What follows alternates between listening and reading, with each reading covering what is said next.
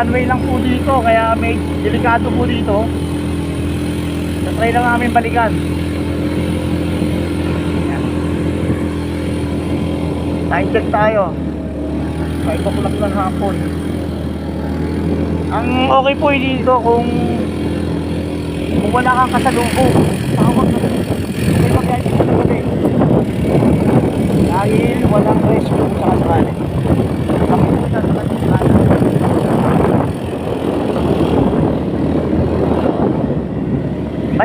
Maikli lang po yung way galing sa taas.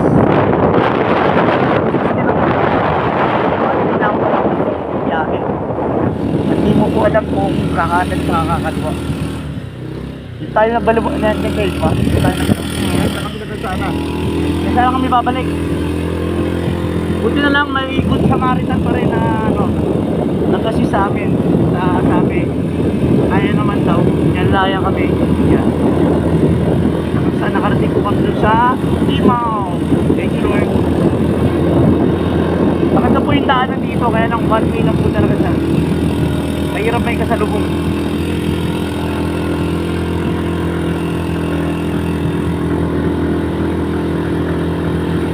Siguro mga 5 minutes nasa ano ka na.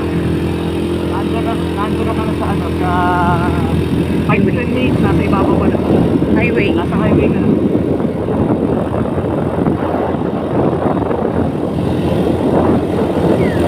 Madalas dinadaanan ng mga nakamotor. Nakita mo sa kabilang kanan, no? Hindi na nagagalaw yung mga ano, kalaki. Outside. Sasakit lang pwede. Kaya medyo mahirap. Kaya kung pupunta ka ron, dapat yung daanan mo yung safe mo sa kabila. Tandaan ang imigrasyon nila.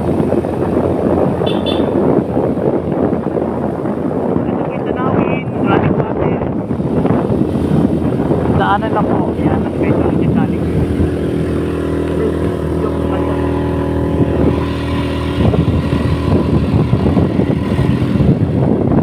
Ano po yung bangin ngayon? Ito naman, sa kanan naman yung bangin.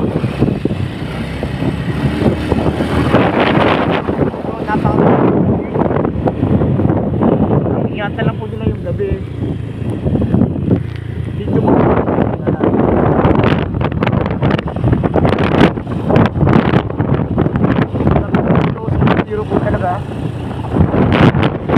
Ang pinakaliwanag lang talaga yung pinaka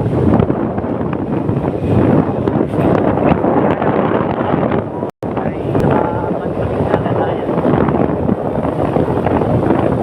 Ayun na, pwede ko basta makakadaan naman. Kaya lang mga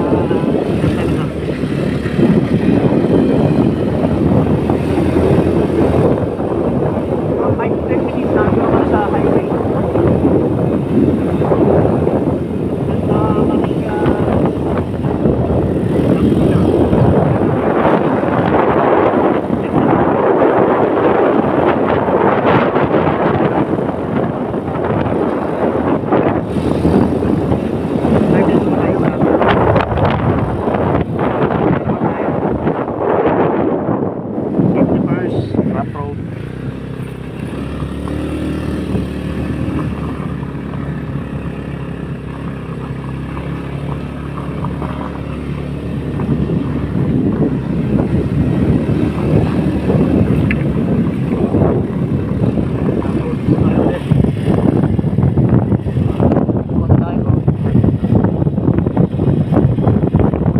Kanan, you know? Bawal mong kapan eh. Bakit nyo nasa kanan? Ingat, safety first.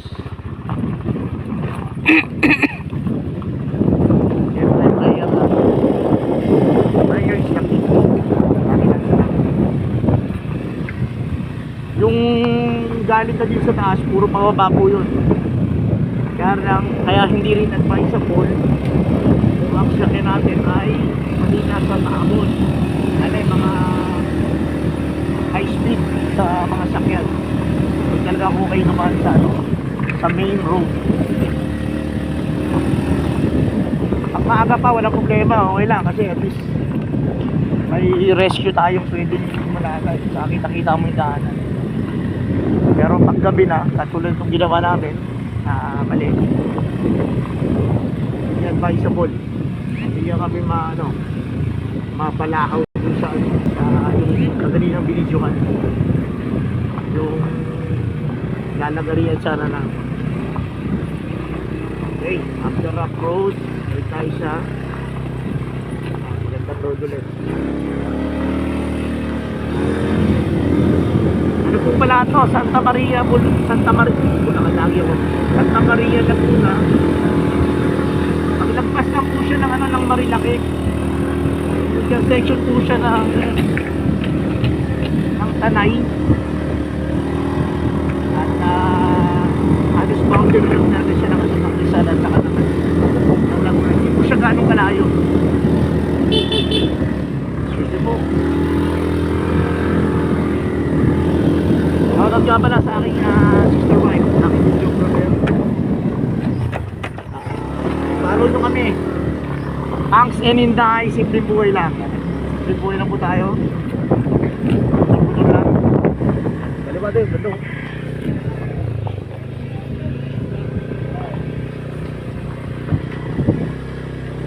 Mamaya try natin duman sa Marilaki ulit. Huwag na tayo pagkat tayo ulit Tanay proper. Kaya wala pa tayo sa highway. Sabi yung tuntay? 6 minutes na. Sabihin 6 minutes wala pa kami sa highway. Simula galing ng highway, ang additional tanto ko lang mga 5 minutes pa. Yun yung kakalimutan sa natin, diba? Hindi tayo maligaw.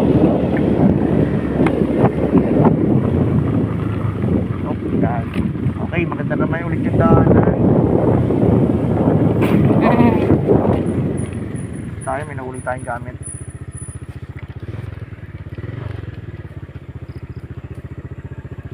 Ako na.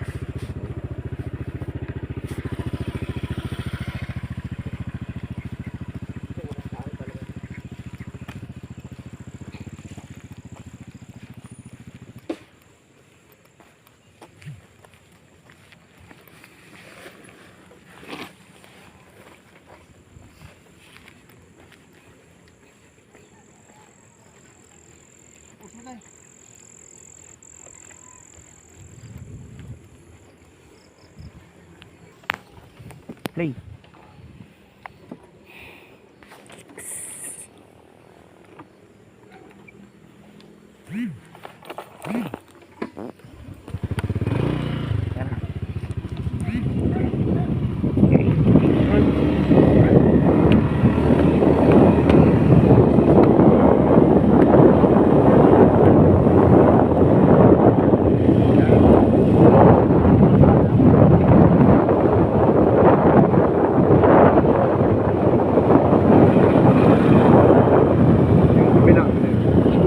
Ayan ginagawa tayo sa kanan. Nadadaanan yung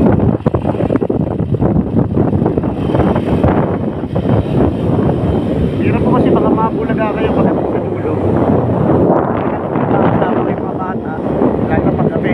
Kung may dadaan ko ng gabi kahit makakatakot po na naman. Dito may kanan tayo dito kanan.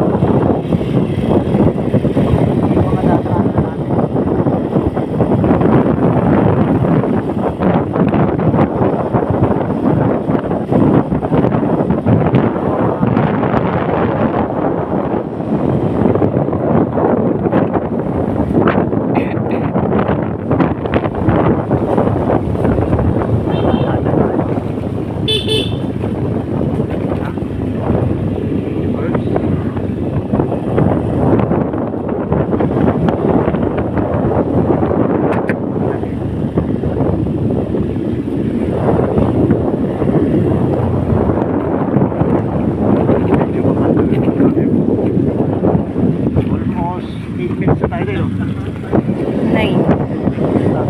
Teta na. Dito tayo, wala pa tayo doon sa pinaka highway.